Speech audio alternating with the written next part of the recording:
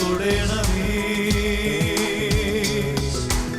ആരാധനയ യേശുവേ. ഹല്ലേലൂയ മറനാഥാ. ഹല്ലേലൂയ മറനാഥാ. Come, Lord Jesus. യേശു ക്രിസ്തുവിനെ ജീവിതത്തിൽ ജീവനേക്കാൾ അധികം സ്നേഹിക്കാൻ ഒരു അഭിഷേകം ദൈവം വർഷിക്കുന്നുണ്ട്. അത് നമ്മൾ സ്വീകരിക്കുന്നില്ലെങ്കിൽ നമ്മുടെ ജീവിതത്തിൽ നമുക്ക് ആത്മീയമായ ഒരു വിശുദ്ധി നമ്മുടെ ജീവിതത്തിൽ നിലനിൽക്കണമെന്ന് നിർബന്ധമില്ല. ഇതെല്ലാം കണ്ടും കേട്ടങ്ങനെ പോകുന്നല്ലാതെ ജീവിതത്തിൽ ആഴമേറിയൊരു മാനസാന്തരം ഉണ്ടാകണമെങ്കിൽ യേശു ക്രിസ്തുവുമായിട്ട് നല്ല ഒരു ബന്ധം ആവശ്യമാണ്. അപ്പം ഞാൻ ചിന്തിച്ച്, ദൈവമേ, യേശു ക്രിസ്തുവിനെ കുറിച്ചുള്ള ഈ പ്രഘോഷണം കേട്ടതുകൊണ്ട് ഈ ജനങ്ങൾക്ക് എന്ത് പ്രയോജനം, യേശു ക്രിസ്തുവിൻ്റെ സമ്പത്ത് എന്താണ്, ഇതൊക്കെ പ്രഘോഷിച്ച എന്ത് ഗുണം എന്നതിനെക്കുറിച്ച് ഞാൻ പല തവണ പല റൗണ്ട് പല വിധത്തിൽ ആലോചിച്ച് നോക്കി. അപ്പോൾ എഫെസസ് ലേഖനത്തിൽ 1-ാമത്തെ അധ്യായം അതിൽ 18-ാമത്തെയും 19-ാമത്തെയും വാക്യം എൻ്റെ ശ്രദ്ധയിലേക്ക് പരിശുദ്ധാത്മാവ് കൊണ്ടുവന്നു. ഏത് തരത്തിലേക്കുള്ള പ്രത്യാശയിലേക്കാണ് അവിടുന്ന് നിങ്ങളെ വിളിച്ചിരിക്കുന്നതെന്ന് അറിയാനും വിശുദ്ധർക്ക് അവകാശമായി അവിടുന്ന് വാഗ്ദാനം ചെയ്തിരിക്കുന്ന മഹത്വത്തിൻ്റെ സമൃദ്ധി മനസ്സിലാക്കാനും നിങ്ങളുടെ ആന്തരിക നേത്രങ്ങളെ അവിടുന്ന് പ്രകാശിപ്പിക്കട്ടെ. ശ്ലീഹ പ്രാർത്ഥിക്കുകയാണ്, ഏത് തരത്തിലുള്ള പ്രത്യാശയിലേക്കാണ് അവിടുന്ന് നിങ്ങളെ വിളിച്ചിരിക്കുന്നതെന്ന് അറിയാനും വിശുദ്ധർക്ക് അവകാശമായി അവിടുന്ന് വാഗ്ദാനം ചെയ്തിരിക്കുന്ന മഹത്വത്തിൻ്റെ സമൃദ്ധി. വിശുദ്ധർ എന്ന് പറഞ്ഞാൽ ആരാണെന്നറിയാവോ? വിശുദ്ധർ എന്ന് പറഞ്ഞാൽ നമ്മൾ ഉദ്ദേശിക്കുന്ന പോലെ വിശുദ്ധ ചാവറ കുര്യാക്കോസ് ഏലിയാസ് അച്ഛൻ അല്ലെങ്കിൽ വിശുദ്ധ അൽഫോൻസാമ്മ, അങ്ങനത്തെ വിശുദ്ധരുണ്ട്. ഇവിടെ ബൈബിളിൽ വിശുദ്ധർ എന്ന് പറയുമ്പോൾ ക്രിസ്ത്യാനികളെയാണ് ഉദ്ദേശിക്കുന്നത്. മാമോദീസ മുങ്ങിയവരെയാണ് വിശുദ്ധർ എന്ന് വിളിക്കുന്നത്. ഒരു വിശ്വാസിക്ക് ദൈവം കൊടുത്തിട്ടുള്ള മഹത്വത്തിൻ്റെ സമൃദ്ധി അത് നമ്മൾ പഠിക്കണം, അത് നമ്മൾ അറിയണം. സഭയിൽ മാമോദീസയിലൂടെ നമുക്ക് ലഭിക്കുന്ന മഹത്വത്തിൻ്റെ സമൃദ്ധി മനസ്സിലാക്കാൻ അവിടുന്ന് നിങ്ങളുടെ ആന്തരിക നേത്രങ്ങളെ പ്രകാശിപ്പിക്കട്ടെ എന്ന് ശ്ലീഹ ദൈവത്തോട് പ്രാർത്ഥിക്കുകയാണ്. യേശു ക്രിസ്തുവിന് അധികാരമുള്ള എല്ലാ സ്ഥലങ്ങളിലും ഒരു വിശ്വാസിക്കും അധികാരമുണ്ട്. യേശുവിന് പിശാചിൻ്റെ മേൽ അധികാരം ഉണ്ടായിരുന്നു. അതുപോലെ മാമോദീസ സ്വീകരിക്കുന്നതോടു കൂടെ ഒരു വിശ്വാസിയും സാത്താന്യ വിഷയങ്ങളിൽ അധികാരമുള്ള വ്യക്തിയായി മാറുകയാണ്.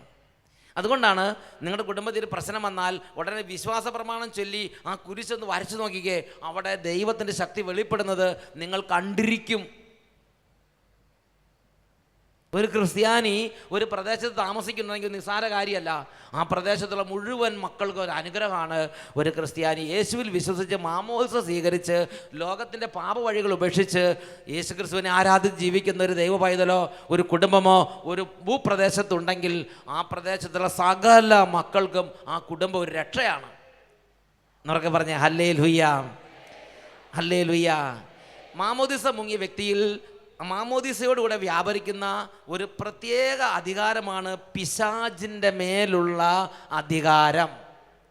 വിശുദ്ധ ലൂക്കായുടെ സുവിശേഷം 10-ാം അധ്യായം 17 മുതൽ 22 വരെയുള്ള തിരുലിഖിതങ്ങൾ. അവിടെ നമ്മൾ വായിക്കുന്ന എങ്ങനെയാണ്? 72 പേരും സന്തോഷത്തോടെ തിരിച്ചു വന്നു. ഇത് ഞാൻ ചോദിക്കട്ടെ, ഈ 70 പേരെന്ന് പറയണത് അല്ലെങ്കിൽ 72 പേരെന്ന് പറഞ്ഞത് സ്ലീഹന്മാരാണോ? അല്ല, യേശു ക്രിസ്തുവിൻ്റെ കൂടെ സഞ്ചരിച്ചിരുന്ന മറ്റ് 72 പേരാണത്. 12 പേര് വേറെയുണ്ട്. ആ 12 പേരല്ല ഇവർ, ഇത് 72 പേരാണ്. അവരോട് നിങ്ങൾ പോയി ഈ 2 പേരും പോകാൻ പറഞ്ഞു. അവർ പോയി ചെയ്തിട്ട് തിരിച്ചു വന്നപ്പോൾ അവരെ അതിശയപ്പെടുത്തിയൊരു കാര്യം അവർ യേശുവിനോട് പറയുകയാണ്. അതാണ് ലൂക്കായുടെ സുവിശേഷം 10-ാം അധ്യായം 17 തൊട്ട് 22 വരെ വാക്യങ്ങൾ വായിച്ചു നോക്കിക്കേ. 72 പേരും സന്തോഷത്തോടെ തിരിച്ചു വന്ന് പറഞ്ഞു, കർത്താവേ, നിന്റെ നാമത്തിൽ പിശാചുക്കൾ പോലും ഞങ്ങൾക്ക് കീഴ്പ്പെടുന്നു. അവൻ പറഞ്ഞു, സാത്താൻ സ്വർഗത്തിൽ നിന്ന് ഇടിമിന്നൽ പോലെ നിപതിക്കുന്നത് ഞാൻ കണ്ടു. ഇതാ പാമ്പുകളുടെയും തേളുകളുടെയും ശത്രുവിൻ്റെ സകല ശക്തികളുടെയും മീതെ ചവിട്ടി നടക്കാൻ ഞാൻ നിങ്ങൾക്ക് അധികാരം തന്നിട്ടുണ്ട്. ശത്രുവിൻ്റെ സർവ്വവിധ അധികാരങ്ങളുടെ മീതെ ചവിട്ടി നടക്കാൻ ഞാൻ നിങ്ങൾക്ക് അധികാരം തന്നിരിക്കുന്നു. 12 പേർക്കാണോ? 72 പേർക്ക്. പ്രിയപ്പെട്ട സഹോദരങ്ങളെ, അപ്പോൾ ശത്രു എന്ന് പറഞ്ഞാൽ ആരാ? ശത്രു എന്ന് പറഞ്ഞാൽ പിശാചിനെയാണ്, സാത്താൻ. യേശു പറയാണ്, സാത്താൻ ഇടിമിന്നൽ പോലെ നിപതിക്കുന്നത് ഞാൻ കണ്ടു. എന്നിട്ട് പറയാണ്, I have given you the authority to trample over snakes, scorpion and all the powers of the enemy. Nothing will harm you. ഉറക്കെ പറഞ്ഞേ ഹല്ലേലൂയ. ഇതാണ് മാമോദീസയിലൂടെ ഒരു വ്യക്തിയിലേക്ക് വരുന്ന മറ്റൊരു ഗ്രേറ്റ്നസ്. സാത്താന്യ വിഷയങ്ങളിൽ അധികാരമുള്ളവരാണ് മാമോദീസ സ്വീകരിച്ച വിശ്വാസി സമൂഹം. പ്രിയപ്പെട്ട സഹോദരങ്ങളെ, എന്നാൽ നമ്മളത് തിരിച്ചറിയാതിരിക്കാൻ സാത്താൻ മുൻകരുതലുകൾ എടുത്തിരിക്കും. ഒരു വിശ്വാസി സഭയിൽ നമ്മൾ യേശുവിൻ്റെ രക്തവും യേശുവിൻ്റെ ശരീരവും സ്വീകരിക്കുന്ന ഒരു വ്യക്തി എന്ന നിലയിലുള്ള അധികാരത്തെ, ആത്മീയ ശക്തിയെക്കുറിച്ച് നമ്മൾ തിരിച്ചറിയണം. വചനം കേട്ടും കുർബാന സ്വീകരിച്ചും തിരുരക്തം പിടിച്ചും തിരുശരീരം ഭക്ഷിച്ചും മാമോദീസ സ്വീകരിച്ചും വിശുദ്ധ വചനങ്ങൾ ഉൾക്കൊണ്ടും നമ്മുടെ ഉള്ളിൽ കുടികൊള്ളുന്ന ശക്തി നിസ്സാരമല്ല. അതിശയമായ ദൈവശക്തി ഓരോ വിശ്വാസിയുടെ ഉള്ളിൽ കുടികൊള്ളുന്നുണ്ട്. പക്ഷേ ഇത് നമ്മൾ തിരിച്ചറിയാതിരിക്കാൻ വേണ്ടി സാത്താൻ നമ്മുടെ ആന്തരിക നേത്രങ്ങളെ കുരുടാക്കി, നമ്മുടെ ആന്തരിക കണ്ണുകളെ അന്ധമാക്കി. അതുകൊണ്ട് നമുക്ക് ഒരു മാമോദീസ മുങ്ങിയ ഒരു ദൈവ പൈതൻ്റെ വിലയെക്കുറിച്ച്, നമ്മുടെ ശക്തിയെക്കുറിച്ച് ബോധ്യമില്ലാതെ നമ്മൾ പേടിച്ച് നടക്കുക. കൂടോത്രം എന്ന് കേട്ടാൽ പേടി, മന്ത്രവാദം എന്ന് കേട്ടാൽ പേടി, പിശാചെന്ന് കേട്ടാൽ പേടി, സാത്താനെന്ന് കേട്ടാൽ പേടി. നിങ്ങൾ പേടിച്ച പിന്നെ ബാക്കിയുള്ളവരുടെ സ്ഥിതി എന്താവും? പ്രിയപ്പെട്ട സഹോദരങ്ങളെ, കുംഭസാരം എന്ന കൂദാശ, കുർബാന എന്ന കൂദാശ, മാമോദീസ് എന്ന കൂദാശ, ഇതൊക്കെ നിസ്സാര കാര്യമല്ല. ഇതുവഴി യേശുക്രിസ്തു കുരിശിൽ മരിച്ച് നമുക്കായി പ്രഖ്യാപിക്കപ്പെട്ട വലിയ മഹത്വത്തിൻ്റെ സമൃദ്ധി നമ്മുടെ ജീവിതങ്ങളിലേക്ക് വരുന്നുണ്ട്. അതിൽ പ്രധാനപ്പെട്ട ഒരു മേഖലയാണ് സാത്താന്യ വിഷയങ്ങളിൽ അത്ഭുത ശക്തിയുണ്ട്. ഈ ഒരു ശക്തി, യേശുക്രിസ്തുവിൽ ശക്തി യേശു വിശ്വാസികൾക്ക് പ്രദാനം ചെയ്തു.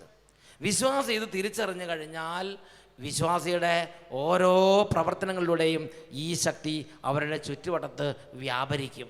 ഒരു പ്രദേശത്ത് ഒരു കുടുംബം വന്ന് താമസമാക്കി, അവർ സന്ധ്യാപ്രാർത്ഥനയൊക്കെ തുടങ്ങി. അപ്പോൾ ആ പ്രദേശത്തുണ്ടായിരുന്ന മറ്റ് സഹോദരങ്ങൾ അവരോട് വന്ന് പറയണത് ഞാൻ കേട്ടിട്ടുണ്ട്. ഇങ്ങനെയാണ് അവർ പറഞ്ഞത്, നിങ്ങളുടെ കുടുംബം ഞങ്ങളുടെ നാട്ടിലുള്ളത് ഞങ്ങൾക്ക് അനുഗ്രഹമാണ്. കാരണം നിങ്ങളുടെ സന്ധ്യാപ്രാർത്ഥനയുടെ സ്വരം എത്രത്തോളം ദൂരത്തേക്ക് എത്തുന്നുണ്ടോ അത്രത്തോളം സ്ഥലത്തു നിന്ന് പിശാചുക്കൾ വിട്ടുപോകുന്നതായിട്ട് ഞങ്ങൾക്ക് മനസ്സിലാകുന്നുണ്ട്. പണ്ട് ഇവിടെ വലിയ ഉപദ്രവമുള്ള സ്ഥലമായിരുന്നു. ഇപ്പം നിങ്ങളുടെ സന്ധ്യാപ്രാർത്ഥനയുടെ സ്വരം ഇവിടെ കേൾക്കാൻ തുടങ്ങിയപ്പോൾ തൊട്ട് ഇവിടെ ഭൂതങ്ങളുടെ ശല്യം ഇല്ലാതായിട്ടുണ്ട് എന്ന് പറഞ്ഞ് ആ പ്രദേശത്തുള്ള ആളുകൾ ആ ക്രിസ്തീയ കുടുംബത്തെ അവരുടെ സന്തോഷം അറിയിക്കുന്നത് ഞാൻ കേട്ടിട്ട് എനിക്ക് വലിയ സന്തോഷം തോന്നി. പ്രിയപ്പെട്ട സഹോദര, സത്യമാണത്. നിങ്ങൾ കുമ്പസാരിച്ച് കുർബാന സ്വീകരിക്കുന്ന ഒരു കുടുംബമാണെങ്കിൽ, നിങ്ങൾ വരപ്രസാദം ഉണ്ടെങ്കിൽ, നിങ്ങൾ സന്ധ്യാപ്രാർത്ഥന ചെല്ലുന്ന സ്വരം എത്രത്തോളം ദൂരത്തേക്ക് എത്തുമോ അത്രത്തോളം സ്ഥലത്ത് നിന്ന് ഭൂതങ്ങളും ബാധകളും വ്യാധികളും തകർച്ചകളും അത് വിട്ടൊഴിഞ്ഞ് പോയിക്കൊള്ളാം. കൂടൊഴിഞ്ഞത് ഇറങ്ങിപ്പോകും അവിടെ നിന്ന്. അതുങ്ങൾ പിന്നെ അവിടെ വസിക്കുകയില്ല. അത്രമാത്രം ശക്തി ഒരു ക്രിസ്ത്യാനിയുടെ സ്വരത്തിൽ പോലും ആ ശക്തി അടങ്ങിയിട്ടുണ്ട്. ഞാൻ ഓർക്കുന്നുണ്ട്, അങ്കമാലി കൺവെൻഷൻ നടക്കുമ്പം സംസാരിക്കുമ്പോൾ വിട്ടുവിട്ട് പോകുന്നൊരു കുട്ടിയുമായിട്ട് ഒരു കുടുംബം വന്നു. ആ കുടുംബത്തിൽ ആ കുട്ടി ജനിച്ചിട്ട് ഇന്ന് വരെ സ്ഫുടമായിട്ട് സംസാരിക്കില്ല. ഇച്ചിരി സംസാരിച്ച് കഴിയുമ്പോൾ ഗ്യാപ്പ് വരും, പിന്നെ അടുത്ത കേൾക്കും, പിന്നെ ഗ്യാപ്പ് വരും, പിന്നെ കേൾക്കും. അങ്ങനെ ഒരു കുട്ടിയുമായിട്ടൊരു അമ്മ വന്നു. അപ്പോൾ എൻ്റെ അടുത്തേക്ക് കൊണ്ടുവന്നപ്പോൾ ഞാൻ പറഞ്ഞു, ഇത് ഞാൻ കൈകാര്യം ചെയ്യേണ്ട ആവശ്യമില്ല, ഇത് എൻ്റെ അസിസ്റ്റൻറ്റ് കൈകാര്യം ചെയ്താൽ മതിയാവും എന്ന് പറഞ്ഞ് ഞാൻ താഞ്ചം ബ്രദറിൻ്റെ അടുത്തേക്ക് വിട്ടു. ഈ അമ്മ ഈ ബ്രദറിൻ്റെ അടുത്ത് ചെന്നു. ബ്രദർ ആ കുട്ടിയോട് ചോദിച്ചു, അവന് പേര് പോലും സ്ഫുടമായിട്ട് പറയാൻ പറ്റില്ല. എത്രാം ക്ലാസ്സിലാണ് പഠിക്കുന്നത് ചോദിച്ചാൽ ഒന്നെന്നുള്ളത് കണ്ടിന്യൂസ് ആയിട്ട് പറയാൻ പറ്റില്ല. ഓ എന്ന് പറയും, പിന്നെ അവസാനം അതിൻ്റെ ഇതിങ്ങനെ പറയും, അല്ലാതെ ഒന്നും മനസ്സിലാവില്ല. അപ്പോൾ അതുകൊണ്ട് ബ്രേക്കായി പോകുന്നു. ഇതായിരുന്നു കുട്ടിയുടെ സ്ഥിതി. താഞ്ചം ബ്രദർ മാമോദീസയുടെ അധികാരം ഉപയോഗിച്ചിട്ട് ആ താഞ്ചം ബ്രദർ പറഞ്ഞു, നിൻ്റെ നാവിൻ്റെ കെട്ടുകൾ ഇപ്പം അഴിയാൻ പോവുകയാണെന്ന് പറഞ്ഞിട്ട് നാവ് കണ്ട് നീട്ടാൻ പറഞ്ഞു. നാവ് ഇങ്ങോട്ട് നീട്ടിയപ്പോൾ വെഞ്ചിരിച്ച ഒരു തുള്ളി എണ്ണ ആ നാവിലേക്ക് അങ്ങോട്ട് വീഴ്ത്തി, ഒരു തുള്ളി അങ്ങോട്ട് വീഴ്ത്തി. എന്നിട്ട് അമ്മയോട് പറഞ്ഞു, ഒന്ന് കൈ ഉയർത്തി സ്തുതിക്കാൻ പറഞ്ഞു. അമ്മ കൈ ഉയർത്തി സ്തുതിച്ചു. കൈ ഉയർത്തി സ്തുതിച്ചിട്ട് ഈ കുട്ടിയോട് ബൈബിള് തുറക്കാൻ പറഞ്ഞു. ബൈബിള് തുറന്നു വായിക്കാൻ പറഞ്ഞു. ഒരു ആജ്ഞയാണ്, വായിക്കൂ. കുട്ടി സ്ഫുടമായി നല്ല വ്യക്തമായി ഒരു ബ്രേക്ക് ഇങ്ങനെ ഗ്യാപ്പ് വരാതെ സാധാരണ കുട്ടികൾ വായിക്കുന്നത് പോലെ സ്ഫുടമായി അങ്ങോട്ട് വായിച്ച് കേൾപ്പിച്ച്. Price the Lord. ഉറക്കെ പറഞ്ഞേ hallelujah, hallelujah, price the Lord. പ്രിയപ്പെട്ട സഹോദരങ്ങൾ, നോക്ക്, അവിടെ ഡോക്ടർമാർ പറഞ്ഞു ഇത് ഇങ്ങനത്തെ ഇടയ്ക്കിടയ്ക്ക് ഗ്യാപ്പ് വിട്ടു പോകണതിന് മരുന്നില്ലെന്നാണ് പറയണത്. അങ്ങനെ ഉള്ള മരുന്നുണ്ടോ? അതെന്തോ ഒരു പ്രശ്നമാണ്.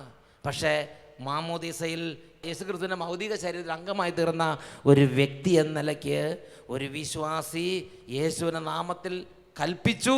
അത് അതേപോലെ 1.5 മിനിറ്റ് കൊണ്ട് ആ കാര്യം ക്ലിയറായി. അതാണ് നമ്മുടെ മേൽ കുടികൊള്ളുന്ന ഈ അധികാരം. അപ്പോൾ ഇത് ഓരോ വിശ്വാസികളിലും ഇത് കുടികൊള്ളുന്നുണ്ട്. ഇനി അടുത്ത ഗ്രേറ്റ്നെസ്, ഇതിപ്പോൾ പിശാചിൻ്റെ സംബന്ധമായ കാര്യങ്ങളിൽ ഉള്ള ഒരു അധികാരമാണ്. അതുപോലെ തന്നെ മാമോദിസ മുങ്ങുന്നതോടുകൂടെ നമുക്ക് ലഭിക്കുന്ന ഏറ്റവും ടോപ്പ് അനുഗ്രഹമാണ് നമുക്ക് നിത്യജീവൻ ലഭിക്കുന്നു. അതാണ് 1 യോഹന്നാൻ 5:12 നമ്മൾ വായിച്ചത്. പുത്രനെ സ്വന്തമാക്കിയവൻ ജീവനെ സ്വന്തമാക്കിയിരിക്കുന്നു.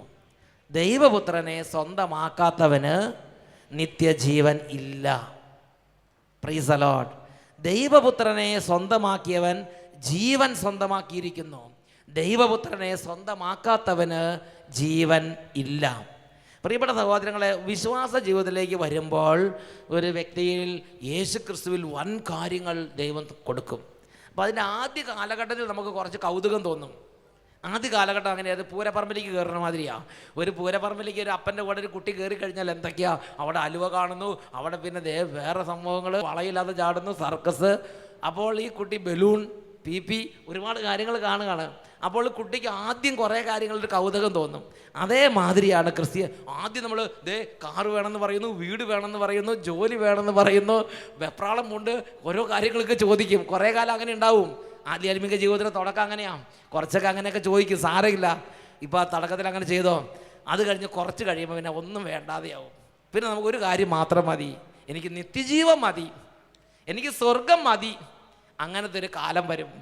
ശിശുക്കളുടെ അവസ്ഥ വിട്ട് ആത്മീയ പക്വതയിലേക്ക് നമ്മൾ വളരും. അത് ഓൾ ഓൺ എ സഡൻ പെട്ടെന്ന് കൺവെൻഷനിലേക്ക് വരുന്ന ആദ്യ ദിവസം തന്നെ വലിയ പക്വതയുടെ ടോപ്പ് ഒരു വലിയ ഒരു മഹാവിശുദ്ധനെ പോലെ ആവുമെന്ന് പ്രതീക്ഷിക്കരുത്. ആദ്യം ഇങ്ങനെയൊക്കെ ആയിരിക്കും. നമുക്ക് എൻ്റെ രോഗം മാറണം, എനിക്കൊരു കാറ് വേണം, എനിക്കൊരു ജോലി വേണം, എൻ്റെ കടബാധ്യത മാറണം. ആദ്യമൊക്കെ അങ്ങനെയൊക്കെ തന്നെയായിരിക്കും. നിങ്ങൾ വിഷമിക്കൊന്നും വേണ്ട. എന്നാൽ കുറേ കഴിയുമ്പോൾ ബാലപാഠങ്ങൾ പിന്നിട്ട് ആത്മീയ പക്വതയിലേക്ക് ദൈവം നമ്മളെ കൂട്ടിക്കൊണ്ടുപോകും. പരിശുദ്ധാത്മാവ് തന്നെ അത് പൂർത്തിയാക്കിക്കൊള്ളും. പരിശുദ്ധാത്മാവ് തുടങ്ങിയാൽ പരിശുദ്ധാത്മാവ് വളർത്തും, പരിശുദ്ധാത്മാവിൻ്റെ പൂർണ്ണതയിൽ എത്തിക്കും. നിങ്ങൾ ടെൻഷൻ പിടിക്കൊന്നും വേണ്ട, നിങ്ങൾ പരിശുദ്ധാത്മാവിന് വിട്ടുകൊടുത്താൽ മതി. അങ്ങനെ ആത്മീയ ജീവിതത്തിൻ്റെ പക്വതയിലേക്ക് നീങ്ങുമ്പോൾ പ്രിയപ്പെട്ട സഹോദരങ്ങളെ, നമുക്ക് നമ്മുടെ കണ്ണും നമ്മുടെ ഹൃദയവും ആനന്ദിക്കുന്ന ഏക വിഷയം നിത്യജീവനായിരിക്കും. ഇതെനിക്ക് മനസ്സിലായ ഒരു സംഭവം ഞാൻ നിങ്ങളോട് പറയാം. പ്രിയപ്പെട്ട സഹോദരങ്ങളെ, അട്ടപ്പാടിയിൽ അങ്ങനെ വചന ശുശ്രൂഷ നടന്നുകൊണ്ടിരിക്കുകയാണ്. അപ്പോൾ ഒരു കരിങ്കല്ല് പോലെയുള്ള ഒരാൾ അവിടെ ഇരിക്കുന്നത് എൻ്റെ ശ്രദ്ധയിൽപ്പെട്ടു. ആൾക്ക് ധ്യാനം ശ്രദ്ധിക്കുന്നത് മാത്രമല്ല, ഇടയ്ക്ക് ഞാൻ നോക്കുമ്പം എന്നെ ഇങ്ങോട്ട്, ഞാൻ നോക്കണേക്കാൾ രൂക്ഷമായിട്ട് ഇങ്ങോട്ട് തുറച്ച് നോക്കും. അപ്പോൾ കുറേ കഴിഞ്ഞ് ഞാനൊരു സംഗതി വിളിപ്പിച്ച് ചേട്ടൻ എന്തിൻ്റെ സൂക്കേടിനാണ് ഇങ്ങോട്ട് വന്നിരിക്കുന്നത്? കുറച്ചും കൂടെ സമയമാകാനുണ്ട്, അത് കഴിഞ്ഞിട്ട് വന്നാൽ മതിയായിരുന്നു, പാകമാകാതെ നേരത്തെ പറിച്ചാൽ ഗുണം പിടിക്കില്ല എന്ന് പറഞ്ഞ്. അതുകൊണ്ട് നമ്മൾ ഓരോ ആത്മാക്കളെ പറിക്കുമ്പോൾ നോക്കിയിട്ട് വേണം പറിക്കാനായിട്ട് ഉറക്കെ പറഞ്ഞു ഹല്ലേലൂയ. അപ്പോൾ ഈ ചേട്ടൻ പറഞ്ഞു, പ്രാർത്ഥിക്കാൻ പറ്റിയിട്ട് വേണ്ടേ വെച്ചാൽ പ്രാർത്ഥിക്കാൻ, എനിക്ക് ഒരു വസ്തുവിനും ഇവിടെ പറ്റുന്നില്ല, എനിക്ക് ഒന്നിനും പറ്റണില്ലെന്ന് പറഞ്ഞു. പ്രാർത്ഥിക്കാനും പറ്റുന്നില്ല, വിശ്വസിക്കാനും പറ്റുന്നില്ല. അച്ഛനെ കാണുമ്പോൾ ദേഷ്യം, അച്ഛനെ ഇപ്പോൾ അരിച്ച് കറക്കി കുടിക്കണമെന്ന് ദേഷ്യമുണ്ട്, അച്ഛനെ അത്രയും എനിക്കിവിടെ ഏറ്റവും മുഖ്യ ശത്രു അച്ഛനാണെന്ന് പറഞ്ഞു. ഞാൻ പറഞ്ഞു അത് ശരി, ധ്യാനം കൂടുമ്പോൾ നിങ്ങൾക്ക് അങ്ങനത്തെ ചില ചിന്തയുണ്ടോ എന്ന് ചോദിച്ചു. ഞാൻ എന്താ വിഷയം എന്ന് ചോദിച്ചു. അപ്പോൾ ചേട്ടൻ പറഞ്ഞു എനിക്ക് ഒന്നും വിശ്വസിക്കാൻ പറ്റുന്നില്ല. ഞാൻ അദ്ദേഹത്തെ വിളിച്ചു കൊണ്ടുപോയി ശരിക്കും സംസാരിച്ചപ്പോൾ അദ്ദേഹം പറഞ്ഞെങ്ങനെയാണ്, 7ാമത്തെ വയസ്സിലോ 8ാമത്തെ വയസ്സിലോ വീട് വിട്ടിറങ്ങിയതാണ്. അപ്പനില്ല, അപ്പനെന്ന് പറഞ്ഞാൽ അണ്ണോൺ, പിന്നെ അമ്മയാണ് 8 വയസ്സ് വരെ വളർത്തിയത്. 8 വയസ്സായപ്പോൾ അമ്മേനെ നിയന്ത്രണം നിൽക്കാതെയായി. അവൻ തെരുവിലേക്ക് ഇറങ്ങി തെരുവ് കുട്ടിയെ പോലെ നടക്കാൻ തുടങ്ങി. തെരുവിലുള്ള ഓരോ തിന്മകൾ ചെന്ന് വീണു. അങ്ങനെ ഗ്യാങ്ങുകളിൽ അകപ്പെട്ടു. അവൻ ഗുണ്ടാത്തലിനൊക്കെ ചെന്ന് പെട്ടു. അങ്ങനെ ഒരു ഗുണ്ടയാണവൻ, ഒരു വലിയ ഗുണ്ടയാണ് ഇരിക്കുന്നത്. പ്രിയപ്പെട്ട സഹോദരങ്ങളെ, അപ്പോൾ ഞാൻ ഈ ഗുണ്ടയോട് ഞാൻ എന്ത് പറയും?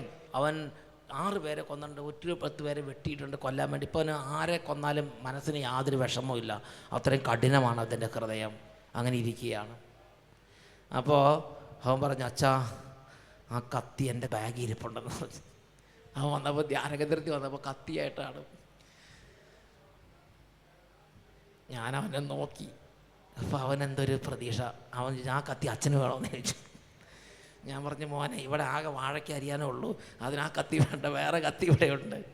ഞാൻ പറഞ്ഞു നിൻ്റെ കത്തി ഒന്നും ഇവിടെ ഈ കോമ്പൗണ്ടിലെ കണ്ടുപോകരുത്, നീ കത്തി നിൻ്റെ കൈ തരിയിരുന്നോട്ടെന്ന് പറഞ്ഞ് അത് ഞാൻ തിരിച്ചു കൊടുത്തു വിട്ടു. പ്രിയപ്പെട്ട സഹോദരങ്ങളെ, അപ്പോൾ അവൻ പറയാണ്, എനിക്ക് ഇനിയും കുറേ പേരെ കൊല്ലാനുണ്ട്. അപ്പോൾ ഞാൻ പിന്നെ എന്തിനാണ് നീ ധ്യാനത്തിന് വന്നിരിക്കുന്നത്? 24-26 വയസ്സാണ്, 24 വയസ്സ് കഴിഞ്ഞിട്ടുണ്ട് എന്തായാലും. അപ്പോഴാണ് അവൻ പറയണത്, എനിക്ക് ഒരു പ്രത്യേക രോഗം പിടിപെട്ട്, ആ രോഗത്തിൽ നിന്ന് എന്നെ രക്ഷിക്കാൻ ആർക്കും സാധിക്കുന്നില്ല. അതുകൊണ്ട് ഗുണ്ടകളെല്ലാവരും കൂടി ഒരു തീരുമാനം എടുത്ത് ഇവൻ അട്ടപ്പാടി കൊണ്ടുപോയിട്ട് ഒരു ധ്യാനം കൊടിച്ച് രോഗത്തിൽ നിന്ന് മോചിപ്പിക്കാമെന്ന് തീരുമാനിച്ചാണ് ഗുണ്ടകളവനെ കൊണ്ടുവന്നത്. പ്രിയപ്പെട്ട സഹോദരങ്ങൾ, അപ്പം ഞാൻ ചോദിച്ചു, എൻ്റെ മകനെ, നീ മാനസാന്തരപ്പെടാൻ ഉദ്ദേശിച്ചില്ലെങ്കിൽ ഇനി ഇവിടെ ഇരുന്നിട്ട് കാര്യമില്ല. സ്വർഗത്തിൽ പോകാനുള്ള ആളുകൾക്കുള്ള ഒരു സ്ഥലമാണിത്, അല്ലാതെ. അപ്പോൾ അവൻ പറഞ്ഞു, എനിക്കിപ്പോൾ സ്വർഗവും നരകം എനിക്ക് വിഷയമല്ല, എനിക്ക് അങ്ങനത്തെ ചിന്തയോ അങ്ങനത്തെ ഒരു ഹൃദയമോ ഇപ്പം എനിക്കില്ല. എൻ്റെ രോഗം ഒന്ന് മാറിക്കിട്ടണം, ഇത് മാത്രമേ ഉള്ളൂ. പിന്നെ നല്ല ഫുഡും തരണം, ഇതല്ലാതെ ഞാൻ ഇവിടുന്ന് വേറൊന്നും പ്രതീക്ഷിക്കുന്നില്ല. ഞാൻ പറഞ്ഞു, നിനക്ക് എന്താ ശരി, നിനക്ക് രോഗം മാറണമെങ്കിലും ഒരു കാര്യം ചെയ്യണം, നീ യേശു എന്ന് വിളിക്കണം. യേശുവാണ് എല്ലാത്തിൻ്റെയും കേന്ദ്രം, അല്ലാതെ അച്ഛൻ്റെ പോക്കറ്റിൽ നിന്ന് എടുത്ത് തരണമെന്നല്ല. യേശുവിനെ വിളിച്ച് കിട്ടിയാൽ കിട്ടിയില്ലെങ്കിൽ ഇല്ല, അത്രയേ ഉള്ളൂ. അവൻ പറഞ്ഞു, ഞാൻ പരിശ്രമിക്കാമെന്നൊക്കെ പറഞ്ഞു. ഞാൻ പറഞ്ഞു, ഞാൻ നിനക്കൊരു കോഴ്സ് പറഞ്ഞുതരാം, നീ ഇങ്ങനെ ചെയ്ത്, നീ വേറെ ഒന്നും വിശ്വാസ പ്രമാണമൊന്നും ചെല്ലാൻ പോകണ്ട, അവനറിയാൻ പാടില്ല, 8 വയസ്സിൽ പോകുന്നതല്ലേ, അതൊന്നും അറിയില്ല. നീ ഇങ്ങനെ ചെയ്യ്, യേശുവേ, അത് വിളിക്കാമല്ലോ, അതങ്ങനെ ആവർത്തിച്ച് വിളിച്ചോളാൻ പറഞ്ഞു. ബൈബിളിൽ അങ്ങനെ ഒരു വചനമുണ്ട്, തൻ്റെ നാമം വിളിച്ചപേക്ഷിക്കുന്ന എല്ലാവരുടെ മേലും തൻ്റെ സമ്പത്ത് വർഷിക്കും. ഇവിടെ ഇരിക്കുന്ന നിരവധി വ്യക്തികളുടെ സ്ഥിതി അങ്ങനെയാണ്. പ്രാർത്ഥിക്കുമ്പോൾ ഒരു അനുഭവമില്ല, ഒന്നും ചെയ്യാൻ പറ്റാത്ത പല ആളുകൾ ഇവിടെ ഇരിപ്പുണ്ട്. ആത്മീയമായി മരച്ച അവസ്ഥയിൽ, ഫ്രീസറിൽ വെച്ച അവസ്ഥയിലുള്ള ആത്മാവുള്ള ആളുകൾ ഇതിനകത്തിരിക്കുന്നുണ്ട്. അതുകൊണ്ട് കൊന്ത ചെല്ലാനോ കുരിശിൻ്റെ വഴി ചെല്ലാനോ വിശ്വാസ പ്രമാണം ചെല്ലാനോ കുർബാനയിൽ കോൺസെൻട്രേറ്റ് ചെയ്ത് പ്രാർത്ഥിക്കാനോ ഒന്നും പറ്റാത്ത ആളുകൾ ഇവിടെ ഇരിപ്പുണ്ട്. വചനം കേട്ട് ഒരു അനുഭവം ഇല്ലാത്തവർ ഇവിടെ ഇരിപ്പുണ്ട്. പക്ഷേ പ്രിയപ്പെട്ട സഹോദരങ്ങൾ, നിങ്ങൾ ഒരു കാര്യം ചെയ്യാൻ പറ്റും, യേശുവേ എന്ന് വിളിക്കാൻ പറ്റും. കാരണം ആ നാമം മാത്രം വിളിച്ചാൽ മതി, വലിയ സമ്പത്ത് നമ്മുടെ മേൽ വർഷിക്കപ്പെടും. അപ്പോൾ ഞാൻ ഈ മനുഷ്യനോട് പറഞ്ഞു, ചെറുപ്പക്കാരനോട് പറഞ്ഞു, നീ വേറെ ഒന്നും ചെയ്യണ്ട, യേശുവേ യേശുവേ യേശുവേ എന്ന് വിളിക്കുക. അവൻ പോയി, അപ്പോൾ ക്രൂശിത രൂപമുണ്ട്, ആ ക്രൂശിത രൂപത്തെ നോക്കി യേശുവേ യേശുവേ എന്ന് വിളിക്കാൻ തുടങ്ങി. ആദ്യത്തെ വിളിക്കുമ്പോഴൊന്നും അവന് അനുഭവമില്ല. അവൻ എന്നാലും ശരി, അവന് രോഗം മാറണം, അതിനുവേണ്ടിയാണ് അവൻ വിളിച്ച് രാത്രി ആരാധനയുടെ സമയത്ത് ഉറക്കെ വിളിക്കാൻ തുടങ്ങി, യേശുവേ യേശുവേ എന്ന് ആവർത്തിച്ച് കുറേ നേരം വിളിച്ചപ്പം ഇവൻ പറയാണ്, ഇവൻ്റെ ഉള്ളിൽ നിന്ന് ഒരു കെട്ടഴിഞ്ഞു, ഇവൻ്റെ ഉള്ളിലൊരു പ്രത്യേക ഒരു അനുതാപക്രമം നിറഞ്ഞു. ഇവന് കരച്ചിൽ വരിക, വേറെ ഒരു കാരണവുമില്ല, ചുമ്മാ കരയുക, കണ്ണുകളൊക്കെ നനഞ്ഞ് കഴിഞ്ഞ് ഒഴുകാൻ തുടങ്ങി. ഇവന് ഒരു വിങ്ങി പൊട്ടുന്നൊരു അനുഭവം കൊണ്ട് വരാൻ തുടങ്ങി. ആ ആരാധന സമയത്ത് അവസാനമായപ്പോഴത്തേന് ഇവൻ പറയുക, നിയന്ത്രിക്കാൻ പറ്റുന്നില്ല. ആരാധന രാത്രിക്ക് എല്ലാവരും ഊണ് കഴിക്കാൻ പോയപ്പോൾ ഇവൻ വിങ്ങിപ്പൊട്ടി എൻ്റെ അടുത്ത് വന്ന്, ഇവനെ നിയന്ത്രിക്കാൻ പറ്റുന്നില്ല, അനുതാപം കൊണ്ട് നിറയുകയാണ് അവന്. ഇവൻ പിന്നെ കരയാം. ഞാൻ പറഞ്ഞ സാരമില്ല, നീ ക്രൂശിതനായ യേശുവിൻ്റെ അടുത്ത് തന്നെ പൊക്കോ, അവിടെ ഇരുന്ന് തന്നെ വിളിച്ച് പ്രാർത്ഥിക്കാൻ പറഞ്ഞു. ആ രാത്രി അവൻ വിളിച്ച് കുറേ പ്രാർത്ഥിച്ചു. പിറ്റേ ദിവസം കുറേ പ്രാർത്ഥിച്ചു. അവൻ്റെ ജീവിതത്തിൻ്റെ സർവ്വ കാര്യങ്ങളും അവൻ ദൈവസന്നിധി വെളിപ്പെടുത്തി. അവനെല്ലാം ഏറ്റുപറഞ്ഞ് അവൻ്റെ പാപ വഴികളെ അവൻ വെറൊരു വെറുപ്പ് പാപത്തോടും ലോകകരമായ ഇങ്ങനെയുള്ള സുഖലോലുപതയോടൊക്കെ ഒരു പ്രത്യേക ഒരു അകൽച്ച അവൻ്റെ മനസ്സിൽ, വിരക്തി അവൻ്റെ മനസ്സിൽ ഫീൽ ചെയ്യാൻ തുടങ്ങി. അവൻ്റെ ജീവിതം അവൻ യേശുവിന് സമർപ്പിച്ചു. അവൻ യേശുവിനോട് പറഞ്ഞു, യേശുവേ, 24 വർഷം വരെ ഞാൻ എൻ്റെ വഴിക്ക് പോയി, ഇനി എൻ്റെ ജീവിതം ഞാൻ നിനക്ക് തരികയാണ്, ഞാൻ നിൻ്റെ വഴിക്ക് വരികയാണ്, ഇതുവരെ വന്നതിന് എന്ത് പരിഹാരം ചെയ്യാം, എത്ര ശിക്ഷ വേണമെങ്കിലും സഹിച്ചോളാം, ഏത് ന്യായാസനത്തിന് വേണമെങ്കിലും പോയിക്കൊള്ളാം, ആരുടെ മുമ്പിലും ഞാൻ എൻ്റെ തെറ്റേറ്റ് പറഞ്ഞോളാം. എനിക്ക് ഇനി ജീവിതം ഉണ്ടെങ്കിൽ എനിക്ക് ഈ കൃപ നഷ്ടപ്പെടാതെ, ഈ സമാധാനം നഷ്ടപ്പെടാതെ, ഈ ഒരു വിശുദ്ധ ജീവിതം മാത്രമേ ഇനി എൻ്റെ ജീവിതത്തിൽ ഞാൻ പ്രതീക്ഷിക്കുന്നുള്ളൂ എന്ന് പറഞ്ഞ് അവൻ്റെ ജീവിതത്തിൽ അവൻ യേശു ക്രിസ്തുവിനെ ഹൃദയത്തിൻ്റെ രക്ഷിതാവ് കർത്താവുമായി സ്വീകരിച്ചു. അവൻ കൂദാശ ജീവിതത്തിലേക്ക് തിരിയാൻ ആഗ്രഹിച്ചു. അതിൻ്റെ നടപടിക്രമങ്ങളെക്കുറിച്ച് അന്വേഷിക്കാൻ തുടങ്ങി. അവൻ്റെ ജീവിതത്തിൽ വലിയ വ്യത്യാസം ഉണ്ടായി. എന്നുറക്കെ പറഞ്ഞ ഹല്ലേലൂയ, ഹല്ലേലൂയ. പ്രിയപ്പെട്ട സഹോദരങ്ങളെ, അതാണ് നിത്യജീവൻ്റെ അനുഭവം, നിത്യജീവൻ്റെ അഭിഷേകം അവനിലേക്ക് അങ്ങനെ അണപൊട്ടി ഒഴുകാൻ തുടങ്ങി. അതാണ് 1 യോഹന്നാൻ 5:12. പുത്രനെ സ്വന്തമാക്കിയവൻ ജീവനെ സ്വന്തമാക്കിയിരിക്കുന്നു, പുത്രനെ സ്വന്തമാക്കാത്തവന് ജീവനില്ല. യോഹന്നാൻ്റെ സുവിശേഷം 17-ാം അധ്യായം 3-ാം തിരുലിഖിതം, യോഹന്നാൻ 17:3. അവിടെ വചനത്തിൽ പഠിപ്പിക്കുന്നത് എങ്ങനെയാണ്? ഏക സത്യദൈവമായ അങ്ങയെയും അവിടുന്ന് അയച്ച യേശു ക്രിസ്തുവിനെയും അറിയുക എന്നതാണ് നിത്യജീവൻ. ഈ യേശുവിനെ അറിയുന്നതാണ് നിത്യജീവൻ. യോഹന്നാൻ്റെ സുവിശേഷം അതിൽ 3-ാം അധ്യായം 36-ാം വാക്യം. പ്രിയപ്പെട്ട സഹോദരങ്ങളെ, നമ്മുടെ ജീവിതകാലത്ത് നമുക്ക് ദൈവം ആയുസ്സും ആരോഗ്യം തരുമ്പം നമ്മളിൽ നിന്ന് ദൈവം പ്രതീക്ഷിക്കുന്ന ഒരു കാര്യം, തിരിച്ചറിവുള്ള സമയത്ത്, ബുദ്ധിയുള്ള സമയത്ത് യേശുവിനെ അറിയണം. അതാണ് യോഹന്നാൻ 3:36. പുത്രനിൽ വിശ്വസിക്കുന്നവന് നിത്യജീവൻ ലഭിക്കുന്നു, പുത്രനെ അനുസരിക്കാത്തവനോ ജീവൻ ദർശിക്കുകയില്ല, ദൈവകോപം അവൻ്റെ മേൽ ഇരിക്കുന്നു. നിങ്ങൾ ഒരുപാട് നിങ്ങളുടെ ജീവിതകാലം മുഴുവൻ സൽകൃത്യങ്ങൾ ചെയ്താലും ശരി, സ്വർഗത്തിൽ പോകുമെന്നൊരു ഉറപ്പും ദൈവം നിങ്ങൾക്ക് തന്നിട്ടില്ല. എന്നാൽ ദൈവത്തിൻ്റെ വചനം പഠിപ്പിക്കുകയാണ്, ഒരു വ്യക്തിയുടെ സർവ്വ പാപങ്ങളും കഴുകപ്പെടുന്നത് യേശു ക്രിസ്തുവിൻ്റെ കുരിശു മരണത്തിൻ്റെ യോഗ്യതയാലാണ്. ഈ ദൈവപുത്രനെ നിങ്ങൾ അറിയണം. യോഹന്നാൻ 3:36 പഠിപ്പിക്കുകയാണ്, പുത്രനിൽ വിശ്വസിക്കുന്നവന് നിത്യജീവൻ ലഭിക്കുന്നു. ഇവിടെ ഇരിക്കുന്ന ദൈവമക്കൾ ആരെങ്കിലും നിങ്ങളുടെ ജീവിതകാലത്ത് യേശുവിനെ അറിയാൻ ഭാഗ്യം കിട്ടാത്തവരാണെങ്കിൽ, ദൈവപുത്രനായ യേശുവിനെ കുറിച്ച് നിങ്ങൾ കേൾക്കണം. യേശുവിൻ്റെ കുരിശു മരണത്തെക്കുറിച്ച് നിങ്ങൾ അറിയണം. ലോകത്തിലെ സർവ്വ മനുഷ്യരുടെയും പാപങ്ങളുടെ പരിഹാരത്തിന് വേണ്ടി സ്വന്തം ശരീരത്തിൽ വേദന സഹിച്ച് നമുക്ക് വേണ്ടി കുരിശിൽ പടഞ്ഞു മരിച്ച അവൻ നമ്മുടെ മുഴുവൻ പാപങ്ങളുടെയും പാപപരിഹാര ബലിയാണ്. ജീവിതകാലത്ത് ഇതൊരു വ്യക്തി തിരിച്ചറിഞ്ഞ് യേശുവേ അങ്ങ് എൻ്റെ ജീവിതത്തിൻ്റെ പാപപരിഹാരമാണെന്ന് അംഗീകരിച്ച് യേശുവിനെ ആരാധിക്കാൻ തുടങ്ങിയാൽ പുത്രനിൽ വിശ്വസിക്കുന്നവന് നിത്യജീവൻ ലഭിക്കുന്നു, പുത്രനെ അനുസരിക്കാത്തവനോ ജീവൻ ദർശിക്കുകയില്ല, അവൻ്റെ മേൽ ദൈവകോപം ഇരിക്കുന്നു. നിക്കോദേമോസ് നല്ല മനുഷ്യനായിരുന്നു. പക്ഷേ യേശു പറഞ്ഞു, നിക്കോദേമോസേ, നീ ദൈവരാജ്യത്തിൻ്റെ വാതിൽ പോലും പടി പോലും നീ കാണുകയില്ല. നല്ല ജീവിതമല്ല ഒരു വ്യക്തിയെ സ്വർഗത്തിലെത്തിക്കുന്നത്. ഒരു വ്യക്തിയെ സ്വർഗത്തിലെത്തിക്കുന്നത് യേശു ക്രിസ്തുവിനെ അറിഞ്ഞ്, യേശു ക്രിസ്തുവിനെ ഹൃദയത്തിൽ ആരാധിച്ച് നിത്യജീവന്റെ ഉടമയാകുന്നതിലൂടെയാണ് ഒരു വ്യക്തി സ്വർഗത്തിന് അവകാശിയായി മാറുന്നത്. ഹല്ലേലൂയ, മാറാനാത്ത. Come, Lord Jesus.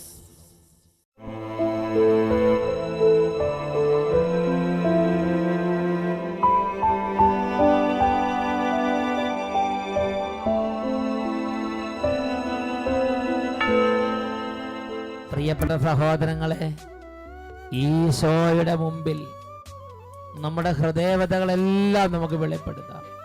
എന്താണോ മനസ്സിലുള്ളതും കുടുംബത്തിലുള്ളതുമായ വേദനകൾ, അതെല്ലാം നമുക്ക് പറയാനുള്ള സ്ഥലമാണ് നമ്മുടെ കർത്താവായ യേശുവിൻ്റെ തിരുസന്നിധി. എല്ലാവരും 2 കൈകൾ ഉയർത്തിപ്പിടിക്കുക, ഈശോയിലേക്ക് നോക്കുക. എത്ര ഉറക്കെ യേശുവിനെ വിളിക്കാമോ അത്ര ഉറക്കെ യേശുവേ യേശുവേ എന്നെല്ലാവരും വിളിച്ച് പ്രാർത്ഥിച്ചുകൊണ്ടിരിക്കട്ടെ. യേശുവേ യേശുവേ യേശുവേ യേശുവേ യേശുവേ യേശുവേ യേശുവേ. അതിരം തുറന്നു, ഹൃദയം തുറന്ന് യേശുവിനെ വിളിക്കുന്നു. യേശുവേ യേശുവേ യേശുവേ യേശുവേ. അനേക കുടുംബങ്ങളും തിന്മകളും അന്ധകാരങ്ങളും തകരുന്നു, രോഗങ്ങളും ആധിപത്യങ്ങളും തകരുന്നു, കുട്ടികളുടെ പഠന മേഖല തടസ്സങ്ങൾ മാറുന്നു. യേശു നാമം